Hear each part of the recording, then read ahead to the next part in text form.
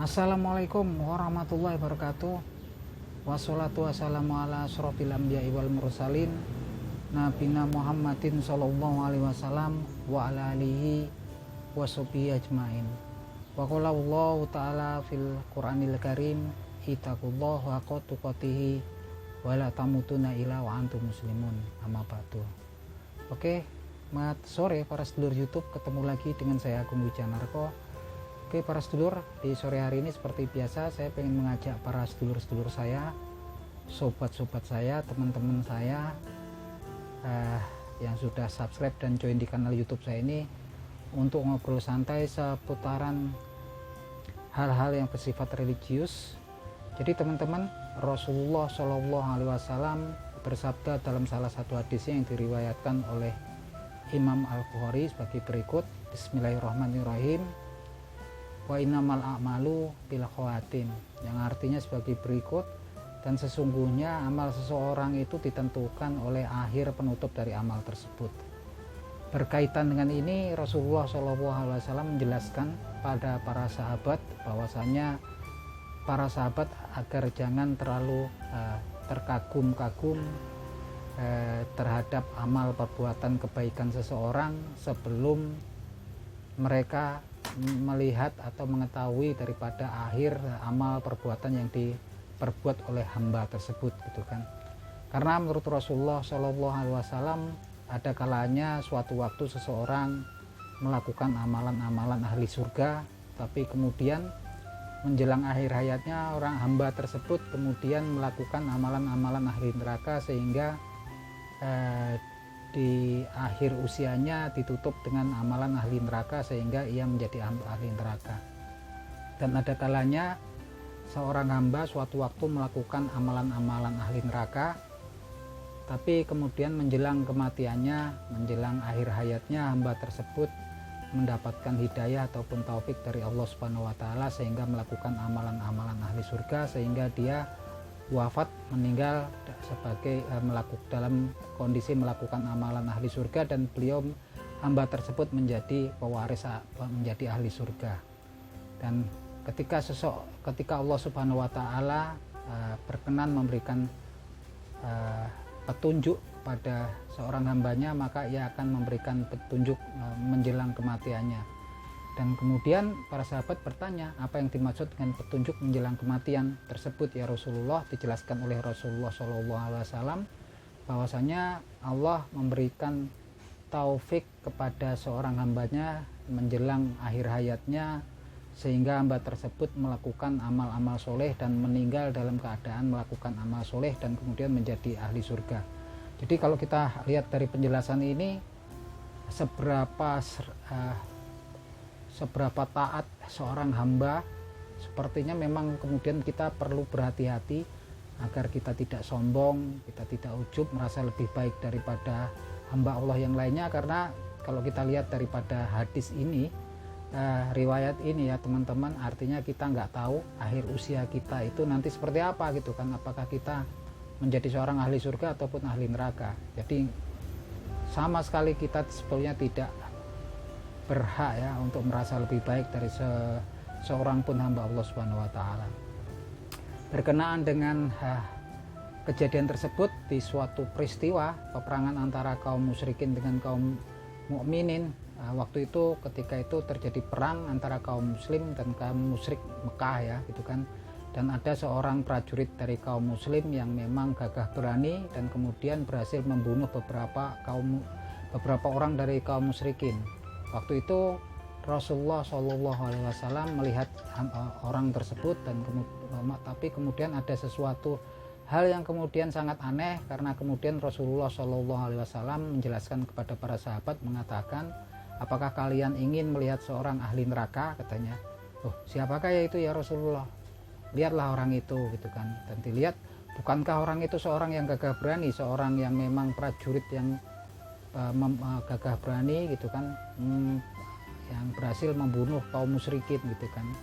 Karena kemudian beberapa sahabat penasaran, beberapa sahabat kemudian mengikuti prajurit yang gagah berani tersebut ya teman-teman. Dan kemudian suatu ketika pada waktu dikutip tersebut dalam pertempuran di medan perang, prajurit tersebut mengalami luka yang sangat parah, dan karena tidak tahan menahan sakit, kemudian prajurit tersebut yang gagah berani tersebut kemudian menghunus pedangnya, meletakkan di dadanya, kemudian menghunjamkan ke dalam dadanya sehingga menembus dada di antara kedua lengannya, sehingga dia mengembuskan diri. Baru kemudian para sahabat mengerti apa yang dikatakan oleh Rasulullah SAW, dan memang suatu amalan itu bergantung daripada penutup daripada amalan tersebut ya. Jadi seorang yang gagah berani berjihad di medan laga pun itu suatu puncak amalan kebaikan daripada seorang muslim, tapi kalau kemudian di akhirnya kemudian ditutup dengan amalan ahli neraka, yaitu bunuh diri ya, kalau di situ ya, itu kemudian sudah diyakinkan bahwa hamba tersebut kemudian menjadi ahli neraka. Artinya di sini teman-teman, kita memang kemudian harus tawadu, berendah diri, bahwasanya setaat apapun kita untuk saat ini ya, gitu kan, setaat apapun kita, sebanyak apapun ibadah yang kita lakukan, sebanyak apapun kebaikan yang kita lakukan, kita sama sekali nggak diperbolehkan untuk merasa lebih baik dari seorang hamba pun makhluk Allah ya, dari seorang hamba ataupun makhluk Allah yang lainnya. Ini saya yakinkan seperti itu. Kalau kita lihat dari cerita itu, saya simpulkan kurang lebihnya, karena sesungguhnya kita nggak tahu ya akhir usia kita, akhir hayat kita nanti ditutup dalam kondisi seperti apa. Dan solusinya kalau kita lihat di sini ada untaian doa dari Abu Bakar As-Siddiq, yaitu salah seorang sahabat Rasulullah SAW yang memang dikatakan Abu Bakar As-Siddiq ini, kalau di surga itu ada 4 pintu surga. Abu Bakar As-Siddiq ini diizinkan, diperbolehkan oleh Allah Subhanahu wa taala menurut Rasulullah SAW untuk masuk ke surga dari manapun pintu yang dia mau, gitu kan. Nah, tapi di sini ada untaian doa daripada Abu Bakar As-Siddiq yang memang kemudian didokumentasikan, dicatat dalam hadis ya. Doanya sangat luar biasa, istimewa, yang patut untuk menjadi rujukan kita ya dalam merenungi keadaan kita sekarang, di mana kita nggak pernah tahu bagi seorang hamba akhir hayat kita seperti apa. Doanya adalah sebagai berikut: A'udzubillahi minasyaitonirrajim. Bismillahirrahmanirrahim. Allahumma ij'al khaira umri akhirahu wa khaira amali khawatimahu wa khaira yaumi yauma alqaka. Yang artinya sebagai berikut: dengan nama Allah yang Maha Pengasih lagi Maha Penyayang. Allahumma ij'al khaira umri akhirahu, ya Allah, Rabb kami, jadikanlah sebaik-baik usia pada akhir usiaku nanti. Wa khaira amali khawatimahu, dan aku bermohon kepadamu ya Allah agar sebaik-baik amalku adalah pada akhir penutupan amalku nanti. Wa khaira yaumi yauma alqaka, dan aku bermohon kepadamu juga ya Allah agar kau jadikan sebaik-baik hariku adalah hari ketika aku nanti bertemu denganmu. Artinya di akhir hayat kita ya teman-teman. Jadi permintaannya 3 yang memang luar biasa. Ini sebuah doa yang memang untuk menjaga kita agar kemudian kita berusaha sekuat mungkin agar kita nanti mati dengan keadaan husnul khotimah ya, dalam keadaan baik ya. Saya review lagi doanya. Bismillahirrahmanirrahim. Allahumma ij'al khaira umri akhirahu, ya Allah, aku bermohon kepadamu sebaik-baik usiaku adalah pada akhir hayatku nanti. Wa khaira amali khawatimahu, dan sebaik-baik amal perbuatanku adalah amal penutupku nanti ketika akhir hayatku. Wa khaira yaumi yauma alqaka, dan sebaik-baik hariku adalah sebaik-baik ketika hariku akhir hayatku nanti ketika aku bertemu denganmu ya Allah Subhanahu. Ya, nah ini teman-teman, kalau kita lihat doa ini adalah salah satu doa yang sangat istimewa memang untuk menjaga kita, permohonan kita pada Allah Subhanahu wa taala, pencipta langit dan bumi serta seisinya.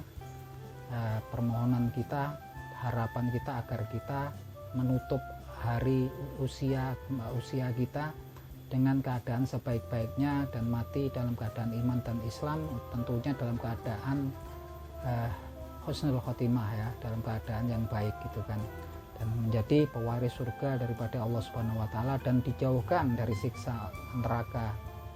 Nah, itu teman-teman, semoga bermanfaat, dan saya akan selalu mendoakan teman-teman yang menonton video ini agar mendapatkan pahala dari sisi Allah Subhanahu wa taala. Begitupun juga saya, karena segala sesuatu, istri, anak, keturunan, harta, sawah ladang, serta jabatan, serta kedudukan adalah fana adanya, pada hilang pada saatnya nanti, dan amal perbuatan, amal soleh, amal kebajikan adalah kekal di sisi Allah Subhanahu wa taala.